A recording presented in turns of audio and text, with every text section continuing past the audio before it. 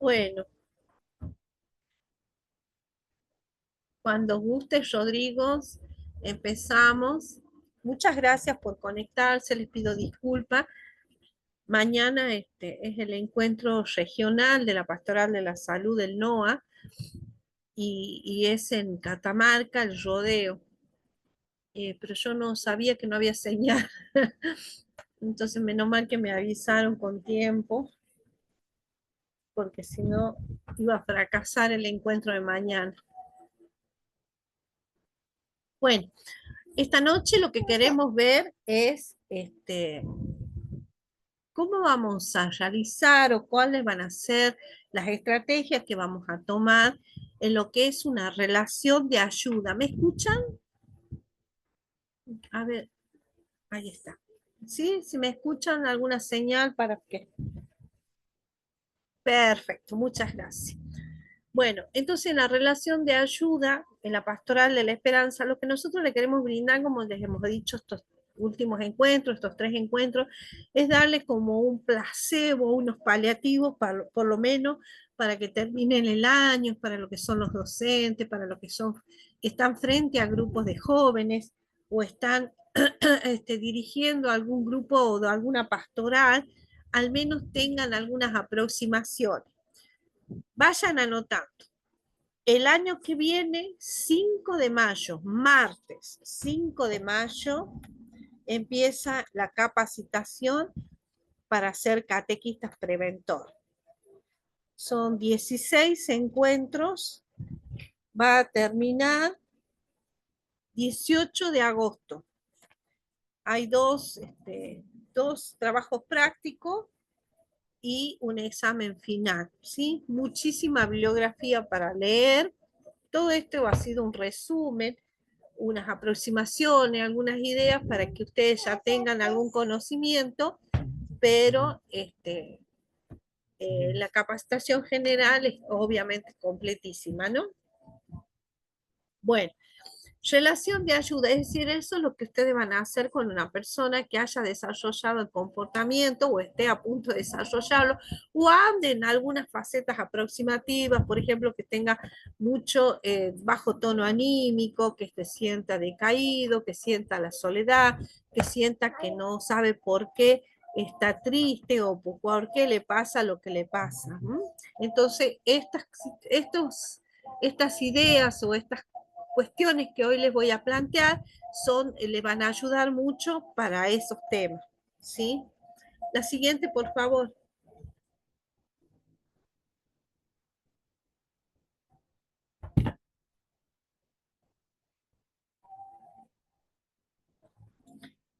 Bueno, ustedes recuerden, ya veníamos hablando desde el primer encuentro que la persona en sufrimiento expresa diferentes sentimientos, ¿sí? No solo lo va a manifestar diciendo que se siente solo, sino que manifiesta a través de lo que habla o su forma de comportarse en forma con inseguridad, miedo, ansiedad, culpabilidad y confusión. La confusión está dada siempre en el hecho de que no sabe lo que le pasa, no entiende lo que le pasa, no comprende lo que le pasa. Sí comprende que tiene un mundo, que tiene valores, que tiene cosas, que tiene muchas cosas más que cualquier otro, pero no entiende por qué se siente así.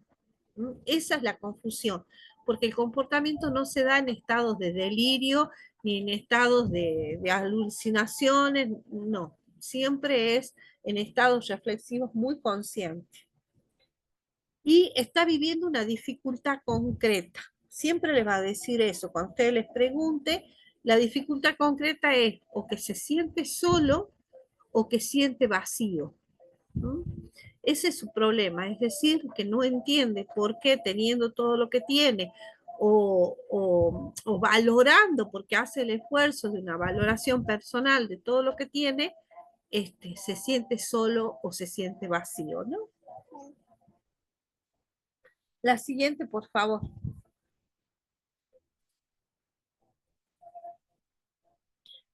Bueno, ¿qué espera el ayudado del ayudante? Es decir, ¿qué espera de nosotros? Primero, ser comprendido en su soledad.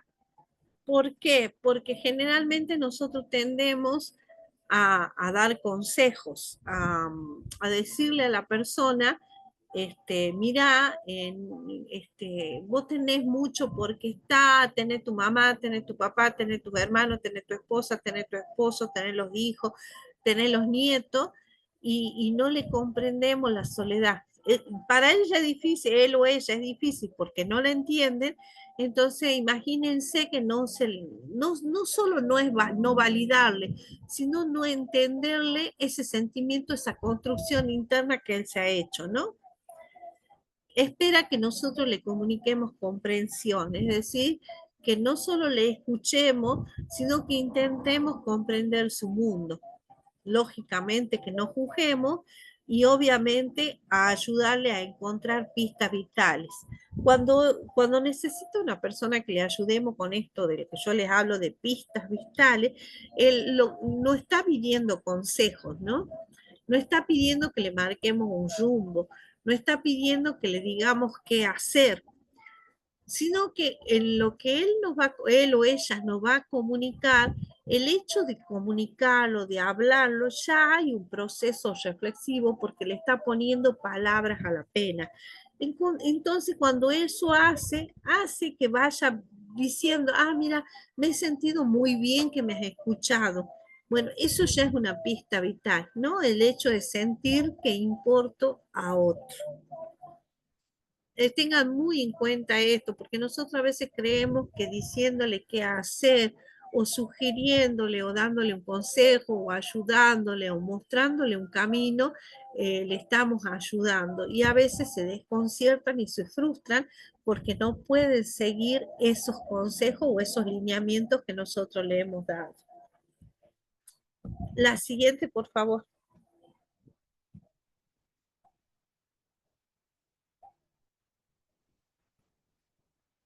Bueno, ¿cómo se ayuda? ¿Cómo uno debe empezar esta relación de ayuda? El primer punto o el paso principal que todos tenemos que saber es esto de lo que qué es la empatía.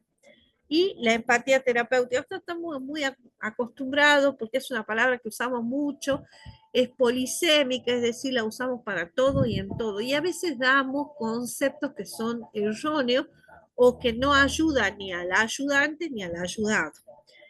Entonces, nosotros generalmente tenemos que decir, empatía es ponerse en los zapatos del otro.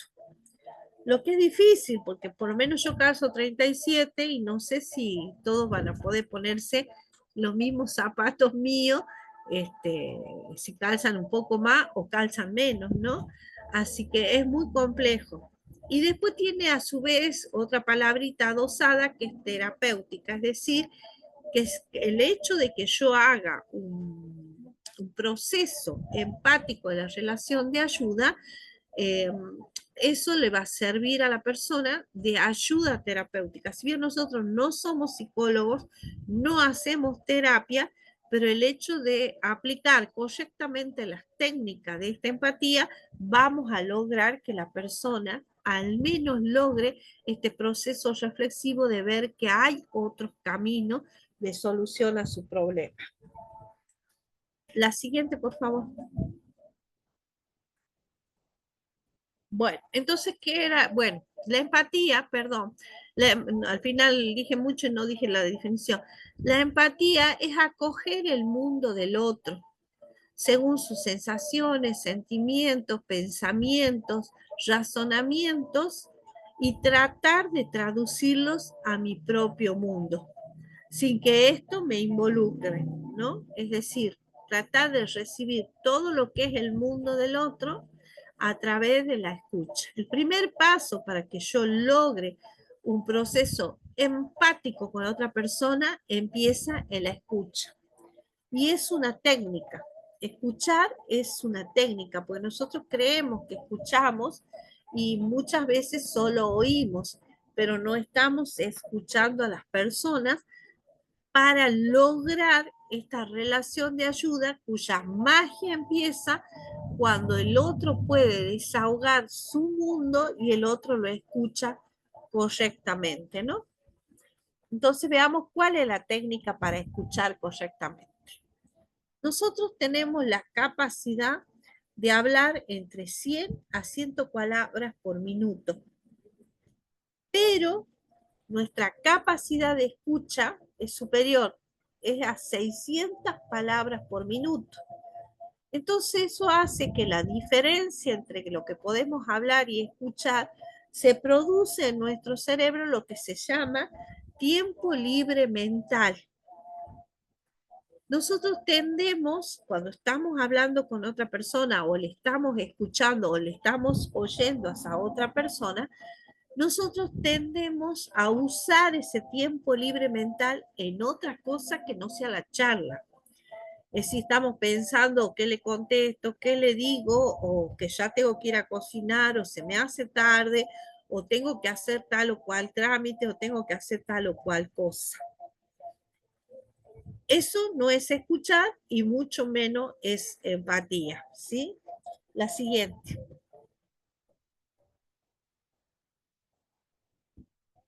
Entonces, cuando yo estoy con otra persona y esa persona me está dando un discurso de su vida, me está relatando su pena, me está relatando su tristeza, me está relatando que no entiende qué le pasa o por qué le pasa, yo tengo que usar mi tiempo libre mental en observar, en ver el lenguaje no verbal, en elaborar lo que me está diciendo, en comprender e interpretar su mundo, no el mío, su mundo, ¿sí? Si me dice que está solo y que no sabe por qué está solo, y yo no puedo empezar a decir, ay, no, pero mira toda la gente que te rodea, tenés esto, tenés lo otro, porque la visión de eso es mía. Yo sí puedo ver que él tiene muchísima gente alrededor que lo acompaña, que está, que le es de sostén, que le hace contención. Pero en su mundo interior, lamentablemente, la construcción negativa que ha hecho, no siente eso, no ve eso.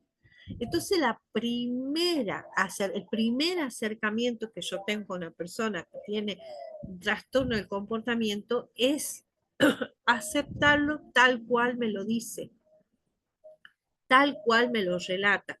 Ya vamos a tener un tiempo en la posterioridad, porque esto no es solo una escucha, para que yo le empiece a decir con otras reglas, mira, esto no es así como vos lo estás viendo, esto es distinto, ¿sí? Entonces, el tiempo, el uso, la correcta forma de escuchar a otra persona es usando el tiempo libre mental en esa persona, no en mis preocupaciones, y ni en mis ocupaciones, ni en lo que tengo que hacer después, ni en mi agenda, mucho menos. La siguiente, por favor.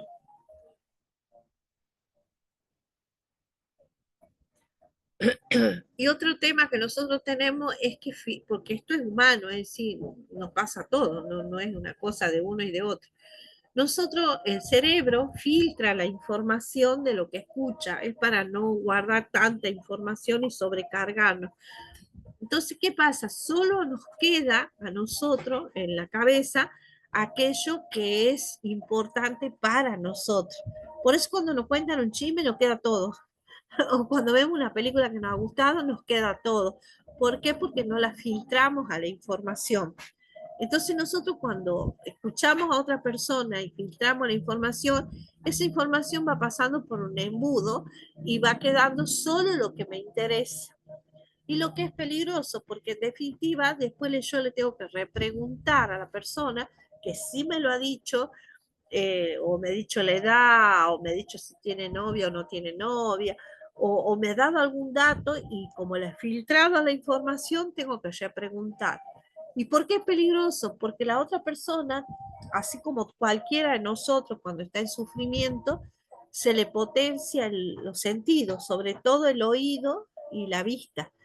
Entonces, si yo le pregunto o es porque no he estado atento y se va a dar cuenta. Y si se da cuenta, corremos el riesgo que se cierre y no confíe, ¿sí? Porque si al final hablo y no le importo también. Recuerden que ese es uno de los principales elementos de construcción en su mente que no le importa a nadie. Entonces, por eso es muy importante. Y esto se practica, es decir, uno debe empezar practicando en la casa o con los más cercanos, es decir, la escucha de lo diario, de lo cotidiano, viendo que no filtre la información y viendo que el tiempo libre mental lo use correctamente, hasta que a uno se le hace una habilidad y después no va a tener ningún problema, ¿no?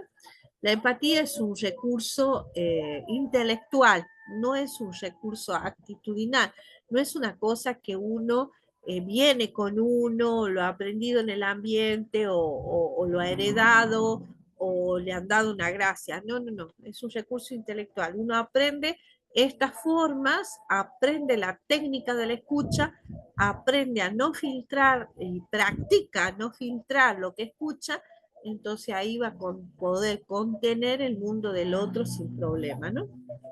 La siguiente, por favor.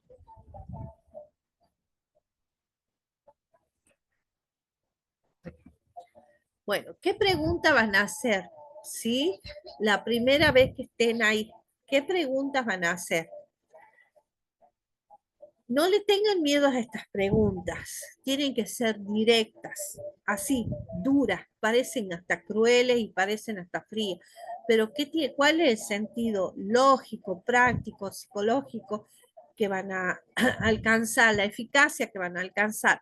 Lo que ocurre es que cuando usted le pregunta a una persona que no sabe lo que le pasa, no entiende, y todo el mundo no entiende, y todo el mundo le critica que se está portando raro, extraño, y no hace nada por cambiar, cuando ustedes le preguntan, ¿qué te hace sufrir tanto que quieres morir o no quieres estar? A la personita es como que uno le destapa una olla a presión que tiene en la cabeza. Entonces, es como que por fin alguien ha entendido, ha comprendido lo que está viviendo. Al fin alguien ha entendido y ha comprendido qué es lo que tiene, qué es lo que le pasa. Entonces es muy importante esta pregunta directa, así, a primera vista, ¿no? Es decir, nos saludamos, nos presentamos, si yo lo quiero ayudar, le aviso, mira, yo te puedo escuchar, yo estoy presente, y esta es la siguiente pregunta para empezar el diálogo. ¿O qué es lo que más te pesa ahora, hoy en este momento? ¿Qué es lo que te pesa? ¿O qué necesitas hoy para que el dolor ceda, ¿no? El dolor interno, el dolor psicológico, el dolor es de estado de soledad, el dolor de sentirse todo el tiempo vacío, el dolor de no querer existir, ¿no? Y créanme, pero créanme, así les pongo mi firma, es que le van a responder. Y como han escuchado el primer encuentro, así le van a responder de manual. Sí, porque el trastorno, como son patrones de comportamiento, se dan con la misma similitud en todos. Entonces, cuando se sienten acogidos, cuando sienten que alguien los ha entendido, cuando se sienten comprendidos, entendidos, escuchados, no tienen problema en hablar. Y ese primer paso de hablar, de poner las palabras, sacar ese dolor a través de las palabras, decir lo que les pasa, manifestar lo que están sintiendo, empieza la magia ya para un cambio. La siguiente, por favor. Bueno, tenemos que estar preparados para las respuestas, ¿no? A veces las respuestas son durísimas y a veces son que no podemos lograr entender qué ha pasado con este niño o este joven que está tan preocupado por semejante tontera. Pero bueno, recuerden que es su mundo y ese es el mundo que tenemos que acoger, ¿no? Entonces, validar el sufrimiento. No sé si se los he contado, pero me viene bien ahora el hecho de que el ejemplo le va a caer bien, ¿no? Este, Resulta que yo tenía hace como 3 o 4 semanas escuchando a un chiquito de 17 años, ya Juan, ¿no? Que estaba con una crisis suicida. Entonces, nosotros ya tenemos acá los dispositivos, ya andan funcionando los teléfonos, entonces uno de esos teléfonos es el mío. Entonces la mamá me llama en una actitud desesperada que su hijo estaba muy mal. Entonces le pregunto yo si quería, si iba a permitir que yo lo escuche. Entonces me dice la madre que sí, porque estaba muy mal, estaba muy triste y estaba llorando mucho. 17 años, ¿no? Entonces yo le pregunto qué le hacía. Lo primero, así me presento, nombre, él se presenta, me dice su nombre, y le pregunto qué le estaba haciendo sufrir tanto que quería morir. Y él me decía la enorme soledad que sentía, el enorme vacío que le asfixiaba y que ya no lo dejaba respirar. Entonces le pregunto, ¿y hoy cuál sería la situación o las cosas o qué te haría pasar a vos por lo menos en este tiempo, en este día, en este momento, ese peso que tenés? Y me contesta, a mí me gustaría tener largas charlas con mi padre como si fuera la Peppa Pig. Es decir, él había relacionado este dibujito, tiene 17 años, ¿no? Este dibujito que seguramente veía en su niñez como algo real y bueno, y lo quería transportar a su casa, y como en su casa nunca se dio, él siempre creyó que él no tenía eso. Al no tener eso, él no podía ser feliz, no podía buscar otra cosa más que ese sueño. Entonces, por eso les digo, estar preparado para las respuestas, es decir, contestan a cosas irrisorias, es decir, imagínense que padres locos, asustadísimos, pero muy malos padres, pues, estaban en una crisis suicida y que yo le diga, no, quiere que se comporten como la Peppa Pig, no sé, el padre iba a creer que, o yo, el chico estaba más loco todavía.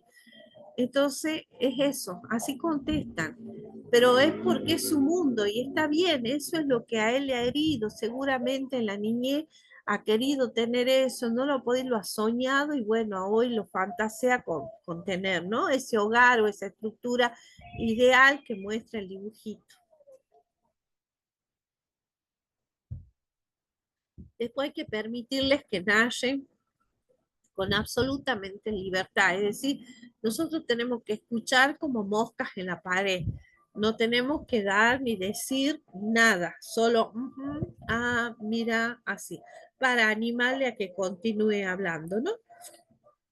Tenemos que alejar de nosotros los prejuicios, es decir, no tenemos que estar pensando ya en la respuesta o pensando en la calidad de la familia o pensando en la calidad de los sujetos que rodean ya sea a este niño, este joven o a este adulto, ¿no?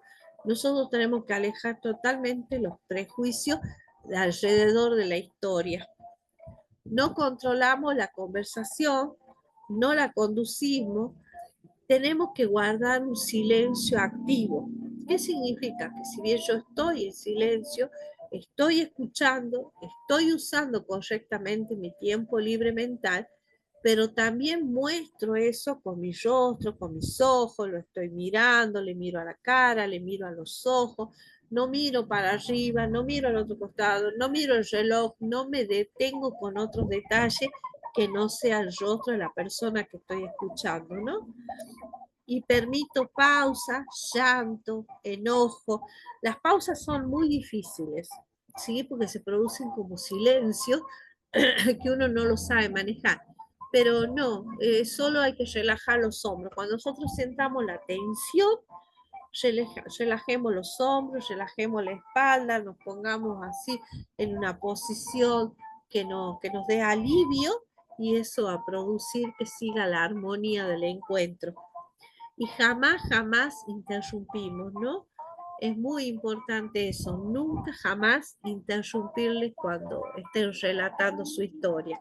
Incluso si lloran, si hay llanto, si hay un llanto desconsolado, por ejemplo, en las mujeres más de 22, 23 años suelen llorar muchísimo. Es una manifestación de su dolor a través del llanto. Entonces nosotros tendemos a golpearle la espalda, a querer agarrarle las manos, le damos agua, le alcanzamos pañuelo. No, no, eso es interrumpir el desahogo, ¿sí? Después que pasó el llanto, le podemos, le podemos dar una situación eh, de consuelo, ¿no? Así que bueno, en ese aspecto, tranquilos. La siguiente, por favor.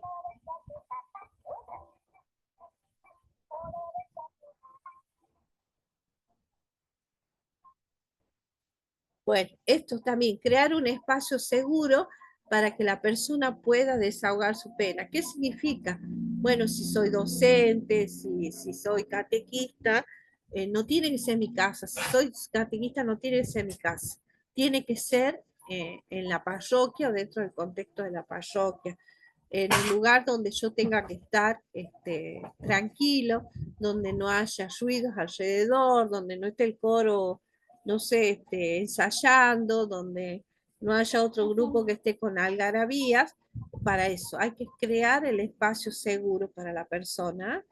Lógicamente, mantengo el sigilo, eso es muy importante. Le aclaro que lo que se habla ahí no va a salir de ahí, obviamente. Si yo veo que está en una crisis suicida y no lo ha manifestado, y es menor de edad, y no lo ha manifestado a sus padres, es muy importante que yo le aclare al niño, al joven, al adolescente, que yo lo debo decir, ¿sí? Para que no sienta que lo he traicionado. Le aviso de antemano, mira, esto lo tengo que hablar y decir, porque encima no solo es una cuestión ética, moral, sino que estoy penado por ley. No me puedo guardar o reservar esta información. Entonces, la debo decir. ¿Ah? Es muy importante. Pero eso tiene que ser anterior a decirlo, no cuando lo he dicho y después le digo, mira, yo lo tenía que decir porque correspondía que lo diga, ¿no? La siguiente, por favor.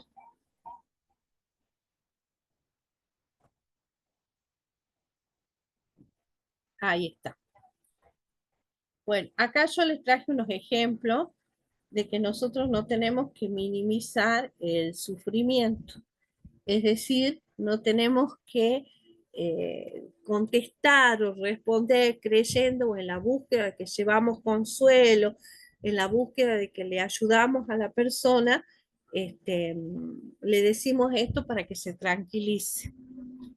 Por ejemplo, no es para tanto, ¿no? Es decir, porque ahí le estamos minimizando el sufrimiento y lo que está sintiendo es una exageración para nosotros y ya lo ha escuchado, ¿no? Es decir, no vamos a hacer novedad con él, decirle eso. O ya te va a pasar, o quédate tranquilo, esto pasa, ya vas a ver si te dejas acompañar, si vas a terapia. No, no, es el día a día lo que está viviendo esta persona, es un sufrimiento atroz, tremendo. Entonces, es muy importante que no usen estas frases, ¿sí? Otros están peor que vos. Bueno, eso es muy común cuando uno ya se empieza a acostumbrar a ayudar y va viendo casos y casos y casos, entonces cuando a uno le tocan un caso sencillo o menos complejo, a veces se le escapa esto, ¿no? De que otros están peor. Es para que agradezca. Y no, el agradecimiento es un constructo, ¿no? Es una cuestión que hay que ayudar a la persona a que pueda salir de eso, o eso no es para nada. Es decir, eso lo que te está pasando no es nada, es decir, sentite tranquilo, sentite que ya va a pasar, tampoco es la cuestión de vida o muerte, ¿no? Y nosotros usamos estos términos creyendo que con esto le estamos consolando o le estamos ayudando. Y no, al contrario, ni ayudamos ni consolamos, causamos muchísima frustración, muchísimo dolor y eso provoca a la persona que no se siente incomprendida, ¿no? La siguiente, por favor.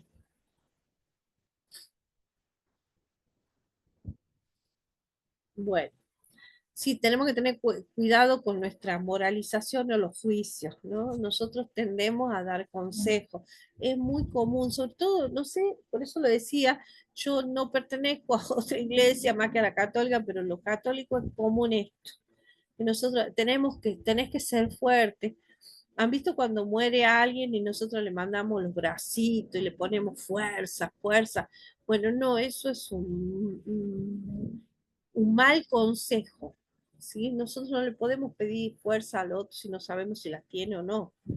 Es decir, eso es, hay que ayudarle, hay que estar para sostenerlo, para acompañarlo, para que la otra persona vaya de a poco fortaleciéndose y así adquiera las fuerzas, ¿no? No deberías pensar así. Claro, porque las personitas cuando ya están en unas fases avanzadas, suelen decir, por ejemplo, que ya no quieren vivir o que si están vivos es porque no lo han hecho todavía, porque piensan un poco en la madre o en el padre y por esas razones que están así. Entonces uno dice, no deberías pensar así, ¿no? O es egoísta pensar así porque no estás pensando en tu familia o en el dolor que le provocarías a tu madre o en el dolor que le provocarías a tu padre o a tu abuelo o a tu esposa o a tu esposo. Pensar en tu familia también. Nosotros solemos creer que la persona puede mirar eso, que puede sentir que le va a ayudar el hecho de que piense en la familia. No, su visión es de túnel, ya lo vimos, su visión es muy limitada, muy acortada, y esto no es que no lo tenga en cuenta o no crea o no sienta que la familia sea importante, sino que no ve otra forma u otro camino para resolver. O empezamos a ver, y obviamente el mundo del otro, decimos, tenés todo para estar bien, ¿no? Y eso es, también es peligroso. Sí, Susana.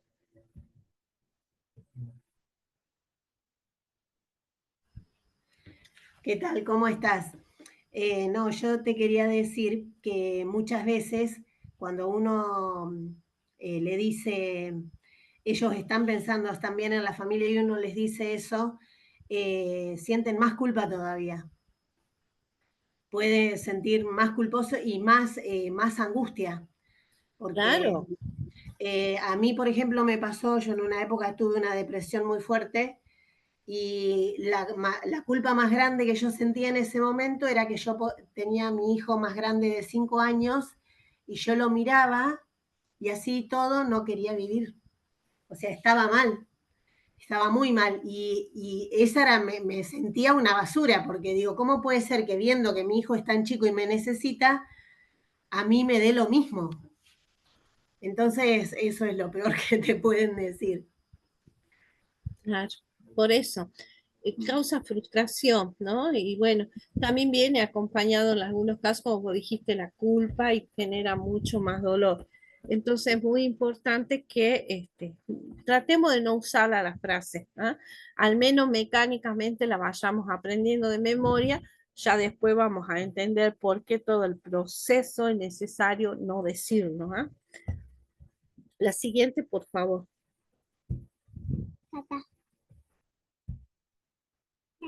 Bueno, esto es muy común, esto lo puse, pero para que sepan por ahí las mamás, ¿no? Las mamás o los papás, sobre todo las mujeres, tienden a sentir a esto, a evitar estos temas de charla o de diálogo con los hijos. Entonces, o si el hijo quiere hablar o decirle que se siente mal, que está pasando por esta situación, o que le está pasando esto de no querer vivir, suelen contestar así: no quiero hablar de estas cosas, no digas pavadas, estás exagerando, prométeme que no vas a hacer nada, es decir, más allá, si buscan o no ayuda, le hacen prometer a los hijos que no van a lograr o no van a cumplir sus objetivos, por lo menos en un tiempo, ¿no?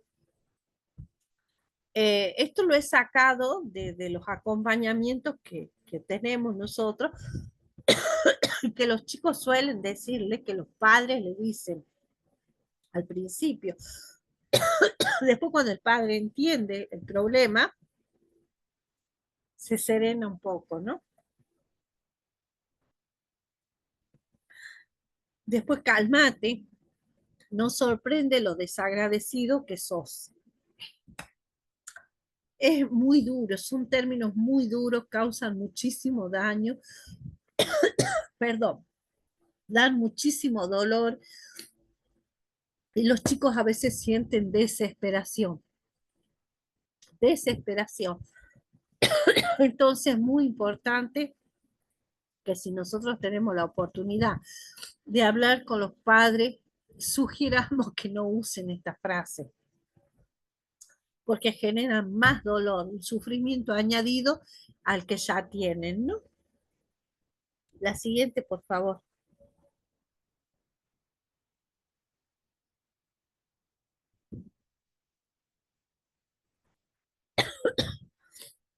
Bueno, ahora veamos las que ayudan. Así como hemos visto esta, veamos las otras. Bueno, la validación del dolor, ¿no? Es decir, ¿cómo se valida a alguien que está en este sufrimiento así? No mereces sentirte así de solo. Lo que sentí es muy importante. Gracias por confiar en mí.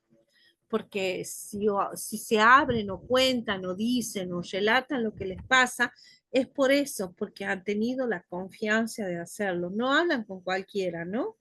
Por eso muchas veces tienen tanta resistencia a los tratamientos con los psicólogos, pero porque no hacen feeling, entonces se niegan, sobre todo los adolescentes. Tu dolor tiene sentido, te escucho, estoy aquí para acompañarte. Esta frase es muy importante porque se ha puesto de moda esta palabra y al final no causa no es eficaz en las personas que lo escuchan, es decir, no causa sanación, ¿no? No está roto, porque a veces dice son personas rotas, todo viene roto, no existe eso. Lo que uno está es herido y las heridas se atienden, ¿sí? Entonces hay que hablar así, no estás roto, estás herido y las heridas se atienden. Es decir, que uno ya le está dando esperanza, le está diciendo que hay posibilidades de que puede salir, de que puede mejorar, que hay un camino de vida, que hay otro proyecto, que hay otra situación que se puede dar. Entonces es muy importante eso. También voy a volver a remarcar el tema de no estás roto. No sé de dónde habrá salido, pero está muy de moda. Hay que tener mucho cuidado porque generalmente los chicos, sobre todo los niños, cuando uno le usa estos términos, ellos los toman en forma literal y después hacen esas construcciones internas de estar roto y es más difícil, porque después hay que ayudarle encima a pegar pedazos. Entonces traten de no usarla y si escuchan que la usen, con mucho respeto, le corrigen para que no la usen, ¿no? Se ha hecho una cosa cultural y no es bueno, no es sanador, no ayuda. La siguiente, por favor.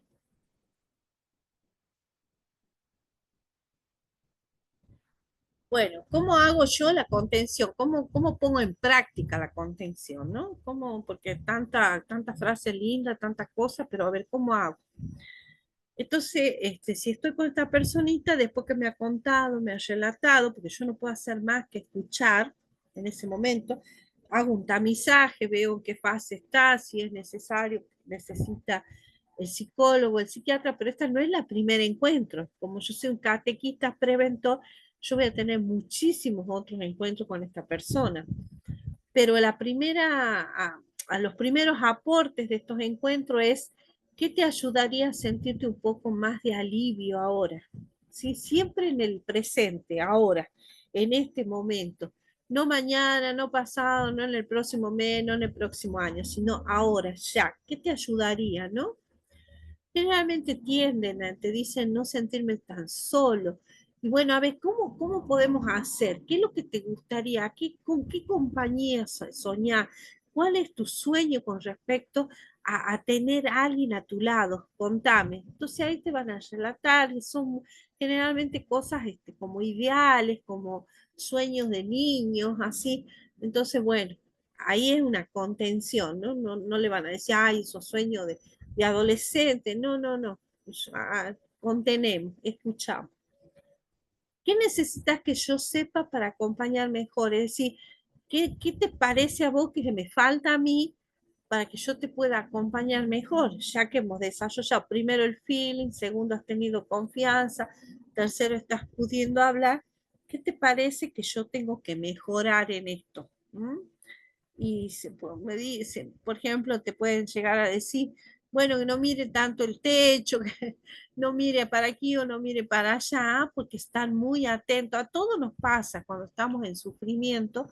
Nosotros podemos recordar lo que nos han dicho, cómo nos han hablado, el tono de voz que han usado, cómo nos han mirado, ¿sí? Cuando uno está en sufrimiento se potencian los sentidos, sobre todo el oído y la vista. Y esto, aclararlo, no sé, si 10 veces en el mismo día es importante. No estás solo, yo estoy, al menos yo estoy, ¿sí? Porque te dicen que en la casa se sienten solos, en el colegio se sienten solos, en la escuela se sienten solos, en el trabajo se sienten solos. Bueno, pero acá conmigo no, ¿sí? Marquen ese límite, encuadren ese marco ahí de la relación de ayuda. Conmigo no, acá yo estoy. Y el hecho de escucharte ya es un mundo nuevo para él, ¿no? El hecho que hable, que diga. ¿Por qué hacemos tanto hincapié en esto de que hable?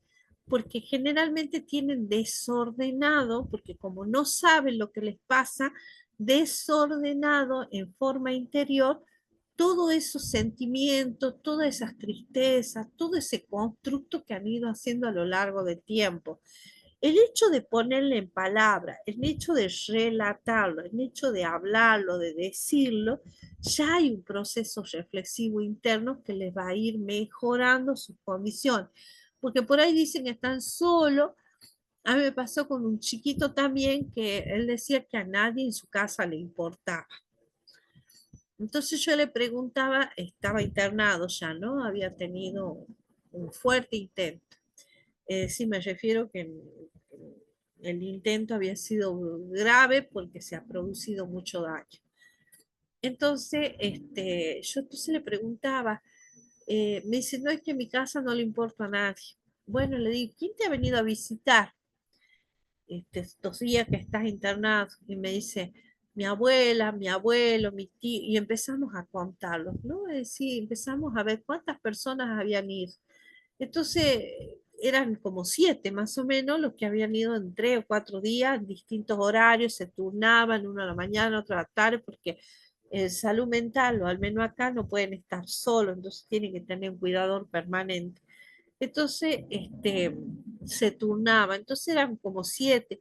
Entonces le digo, ¿y esos 7 que han venido, que era el tío, el abuelo, la abuela, la madre, el padre, unos primos? ¿Te parece que han venido a ver cómo era el hospital?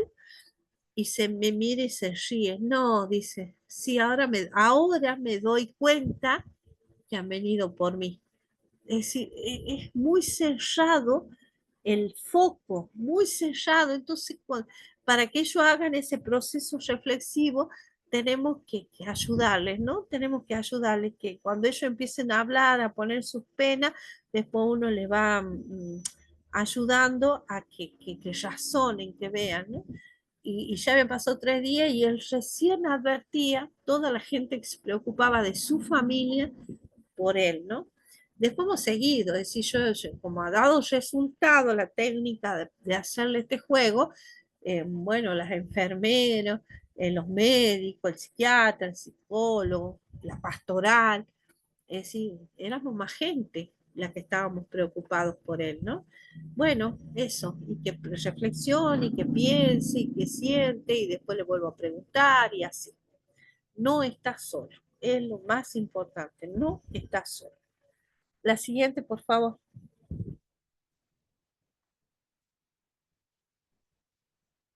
Bueno, esto es lo que ustedes van a enseñar, ¿sí?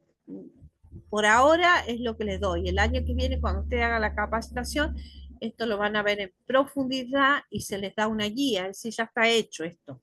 Por ahora lo van a tener que hacer ustedes. ¿Cuáles son los recursos de afrontamiento? ¿Sí? Ustedes les tienen que enseñar, por eso yo pongo ahí, aprender habilidades para regular el dolor emocional. ¿Mm? La primera habilidad que tienen que aprender, porque los recursos de afrontamiento son esos, ¿no? Son calidades o habilidades que no tienen, que no han desarrollado, no se las han enseñado, el ambiente en el cual se han criado. Recuerden que hemos visto en el primer encuentro el ambiente hostil, el ambiente invalidante, no les ha permitido el desarrollo eficaz de estos recursos. Entonces, bueno, buenas noches, Silvia. Entonces, esto sí se puede aprender a lo largo de la vida. Entonces van a ir enseñando. Entonces la primera es la tolerancia al malestar, porque al ser personas intolerantes, muy impulsivas, por eso pueden llegar a desarrollar esos planes de muerte, ¿no? Entonces, el primero es respirar, y si por ahí no me gusta algo, no me ha gustado cómo me ha hablado, no me ha gustado cómo me ha dicho las cosas, recuerden que tienen potenciado los sentidos, bueno, yo te enseño, vos tenés que respirar, contar hasta 10. Esas son técnicas, parecen culturales, pero son muy buenas, ¿no? Ayudan muchísimo. O mira, una distracción sana, escuchas una música linda, sacas tu centro de atención de allí, porque no, yo les tengo que validar el sentimiento, es decir, la emoción que ha tenido la tengo que validar. Si se ha sentido ofendido porque la enfermera le ha dicho párate, para que, no sé, tienda la cama o le cambie la sábana y lo has tomado como que lo estaba agrediendo, bueno, no puede empezar a hablarle de la enfermera y que la enfermera tiene ese carácter o que la enfermera esto, que ha tenido mal día. No, no, no. A ver, respiremos, contemos hasta 10, ¿sí? Tiene que empezar a sentir, a tolerar los malestares. ¿M? Es muy importante. Bueno, poner en palabras la pena, porque por lo general te contestan no sé qué me pasa, no entiendo, no comprendo, no sé por qué estoy así. Bueno, a ver, ¿qué es lo que te pasa? ¿Qué es lo que sentís adentro? ¿Cómo es eso que sentís? ¿Cómo lo llamarías a eso que sentís? ¿Ah? Entonces, cuando empiezan a decir soledad, tristeza, angustia, me enojo, frustración, bueno, ahí los felicito porque, bueno, está pudiendo poner esas palabras. Después, cuando te hablan de un problema, que tienen un problema o muchos problemas, entonces agarramos uno solo y lo dividimos en varias partes. Entonces, ¿para qué? Para que aprenda a ver que un problema se puede dividir y se puede resolver por partes. No solo hay que enfocarse en una solución total. Recuerde que si tiene el comportamiento y ya está en fases avanzadas, la solución de sus problemas son dos: o mágicas que se resuelvan por sí solas, o la muerte, ¿sí? No querer morir ellos, sino resolver el problema. Entonces uno les va enseñando, mira, este problema es complejo, es difícil, pero lo podemos dividir en tales partes. Primero resolvemos primero resolvemos lo otro y así. Entonces, ¿para qué? Para que tengan ese proceso reflexivo y se enfoquen en una sola situación. No en una sola situación que es querer resolverlo todo de golpe y como no lo puedo resolver, lo mejor es morir. Hablar del dolor sin sentir culpa. También es muy importante, y esto es lo que nos decía Susana recién, dando un testimonio, que se siente mucha culpa. Sí, bueno, eso, la culpa es porque ya ha degenerado todos los pensamientos esperanzadores que había en la cabeza. Entonces, como uno ya empieza a sentir la desesperanza, la culpa posesiona o toma parte de esos sentimientos, ¿no? Y uno le tiene que enseñar eso, que es una degeneración del pensamiento, porque los hubiera, los hubiese no existen, lo que pasó ya pasó, lo que aconteció ya sucedió, y lo que podemos hacer es ver desde hoy cómo lo podemos resolver. No lo que ha pasado, sino mi sentimiento, mi dolor, porque yo ya no puedo tener culpa de algo que no puedo resolver. ¿Ah? Y si la resolución que quiero yo es morir, tampoco me tiene la culpa.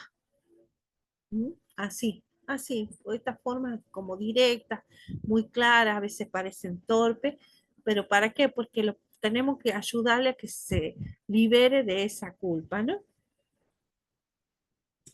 Después la esperanza realizable, es decir, también enseñarles, recuerden que hemos visto que es un constructo, que la esperanza se construye, que los sueños son posibles, pero tienen que empezar primero con la práctica diaria de creer que hoy es un buen día. Si yo no creo que hoy es un buen día, se me va a hacer complejo que pueda tener esperanza en el futuro. ¿Mm? Eso también se debe enseñar. No lo den por supuesto, no den porque la personita lo conoce, lo sabe, o lo manifiesta o se lo olvidó. No, ha hecho una construcción eh, distinta, diferente, ¿sí? El sentido de pertenencia. Ah, bueno, esto es uno de los factores protectores más grandes que tiene, o el recurso de afrontamiento más grande que tiene la suicidología, ¿no? Porque una persona que llega a sentirse con pertenencia en algún lado, jamás va a lograr concretar su proyecto de muerte, porque el hecho de sentir pertenencia se va a sentir arraigado a algún lado, a algún sitio, a algún grupo. Entonces, ¿cómo se hace? El sentido de pertenencia también depende del grupo.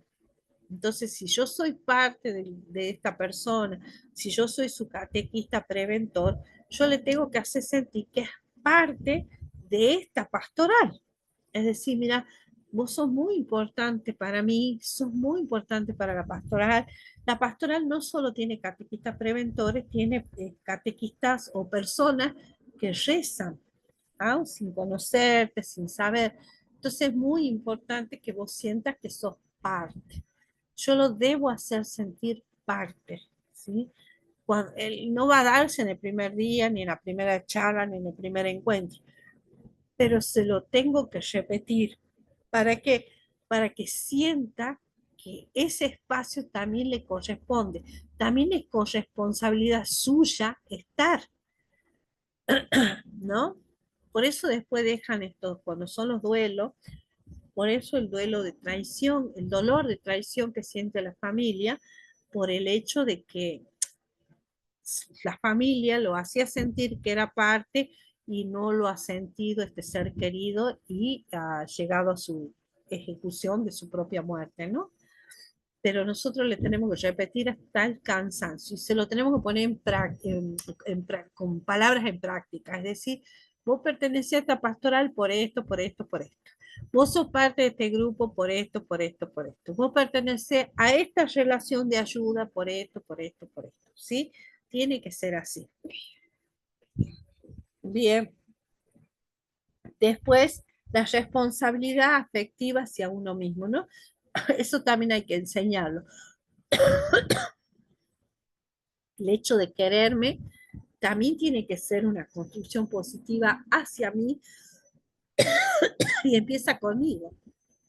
Si yo no me quiero, no me puedo quejar que los demás no me quieran. Eso también lo tenemos que enseñar. Perdón, estoy con una tos por los ventiladores y bueno.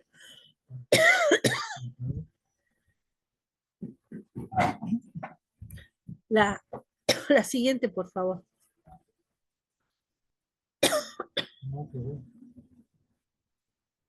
Bueno, este es otro recurso de afrontamiento y a la vez un factor protector por excelencia, que es la gratitud, ¿no? Pero esto no es en el primer encuentro, sino ya en varios encuentros sucesivos de enseñarle a la personita a agradecer, ¿no? Primero por su propia vida, por su salud, por las situaciones que tiene, si por los padres, si tiene padre, por el cónyuge, la cónyuge, por los hijos, por las cosas que tiene, ¿no? Esto también es una construcción. Uno le va enseñando qué es agradecer, por qué debemos agradecer y por qué le debemos motivar a que agradezca. Es un factor protector por excelencia la gratitud. Y bueno, y como último ya, la aceptación de la propia cruz. No, la cruz la tenemos todos, más allá de que seamos católicos o no católicos, nosotros cargamos todos con una cruz.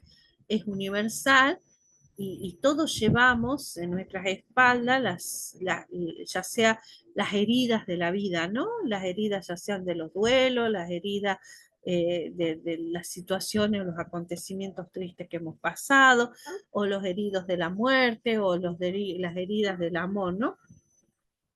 Es muy importante que nosotros entendamos esa situación. Entonces, cuando nosotros vamos comprendiendo que eso es parte de nuestra existencia, que es parte de nuestra vivir en este mundo, entonces nosotros vamos a aceptar la propia cruz. Entonces le vamos a dar una resignificación del dolor.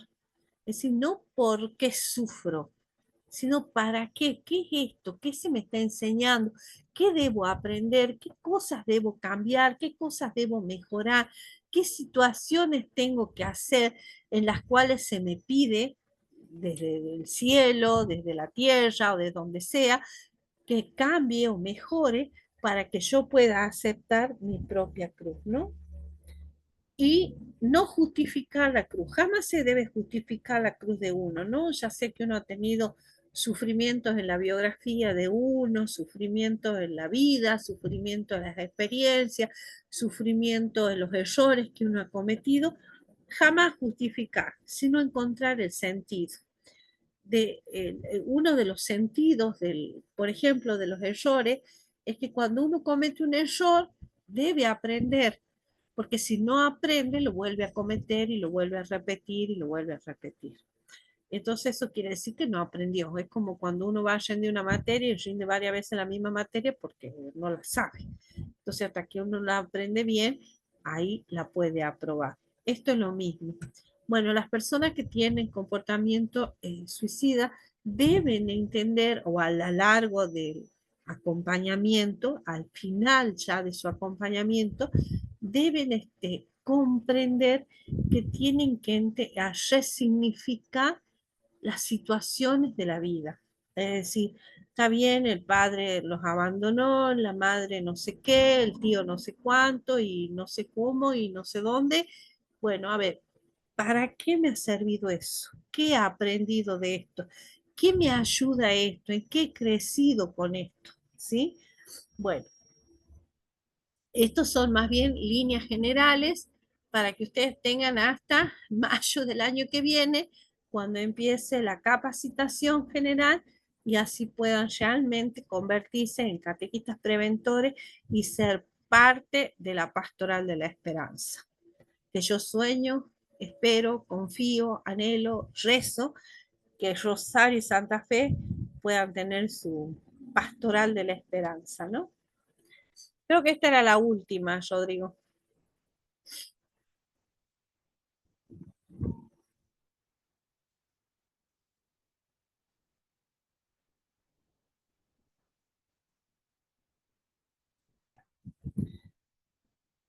Bueno, no sé, ¿alguien tiene alguna pregunta, alguna duda?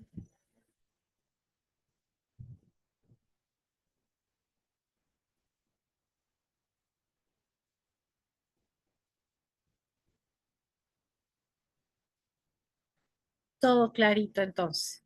Bueno, me alegro muchísimo. Bueno, ya les he pasado fechas para que tengan conocimiento de que cuando empieza la capacitación, no salgan del grupo para que yo el año que viene les mande el link para que se puedan inscribir y puedan estar, porque son cupos limitados, solo tenemos 500 lugares, y como es en todo el país, entonces para que lo hagan con prontitud y puedan capacitarse si tienen el deseo de profundizar en la suicidología, en el comportamiento suicida y poder ayudar a otros, ¿no? Lo que sí les voy anticipando, no, la capacitación no entrega certificados ni da puntajes. ¿Por qué? Porque es pastoral. Lo que buscamos es que el que lo haga, la haga motivado por el sentimiento humanitario y humano de poder ayudar a otros nada más. Si no, después los docentes la hacen, no la ponen en práctica. En fin, ya hemos tenido algunas experiencias negativas frente al tema. Así que ha sido un gustazo, mi querida gente. El año que viene nos estaremos viendo virtualmente. Dios quiera que todos se puedan inscribir, que todos tengan deseo de hacerlo. Y bueno, Dios quiera que Santa Fe y Rosario, las diócesis de Santa Fe y Rosario puedan tener su propia pastoral de la esperanza. Es tan necesaria en este momento. ¿Ah? Así que hasta pronto y que la Virgencita los acompañe. Mañana estaré en Catamarca, así que ahí los pondré al pie de Nuestra Señora del Valle para que ella también ahí le pida a su hijo por ustedes. ¿Ah? Así que un saludo enorme, mi querida gente, que estén muy bien.